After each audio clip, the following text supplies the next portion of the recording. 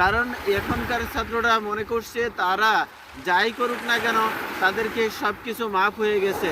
যেহেতু তাদের সব কিছু মাফ হয়ে যায়, তাদের সমস্ত অন্যায়গুলো যেহেতু মাফ হয়ে যাচ্ছে, এই জন্যই এই আন্দোলনগুলো আরও, এই সংঘর্ষগুলো আরও ক্রমে বৃদ্ধি পাচ্ছে।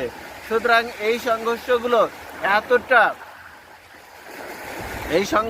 এতটা বৃদ্ধি করতে না দিয়ে প্রাথমিক পর্যায়ে স্টেপ নিতে হবে।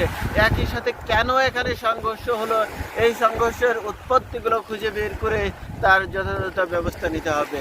যতটুকু আমি জানি, একজন ছাত্রীর হোস্টেলে মিডনাইটে বা গভীর রাতে হোস্টেলে যাওয়াকে কেন্দ্র করে এই সংঘর্ষের সূত্রপাত হয়। এখন অ্যাকচুয়ালি যে কথাটা বলছে, গভীর রাতে একজন ছাত্রী হোস্টেলে যাওয়ার বিষয়টা নিয়েই, অর্থাৎ হোস্টেলে লোকাল যে স্থানীয় যে বাসায় থাকছেন সেই বাসায় যাওয়া নিয়ে এই ক্রন্দন শুরু হয়েছে। যতটুকু গণমাধ্যমে এসেছে, অ্যাকচুয়ালি বিষয় কি এতটুকুই, না এর বাইরে কিছু আছে? অবশ্যই এগুলো খোঁজখবর নিতে হবে, নিয়ে যার যতটুকু অপরাধ আছে তার ততটুকু যদি শাস্তির ব্যবস্থা করা যায়, তাহলে পরবর্তীতে এইগুলা অনেকটাই রিমুভ হবে।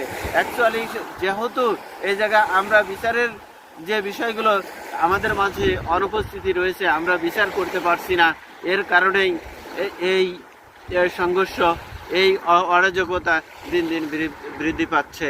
যা হোক, আগামী দিনগুলো আমি চাই যে এই সংঘর্ষগুলো আগামী দিনগুলোতে আমাদেরকে অনেকটাই কমিয়ে আসবে এবং শান্তিপূর্ণ বাংলাদেশ আমরা আগামীতে দেখতে পারবো, এই আশা ব্যক্ত করে আজকের মতো এখানেই শেষ করছি। আল্লাহ হাফেজ।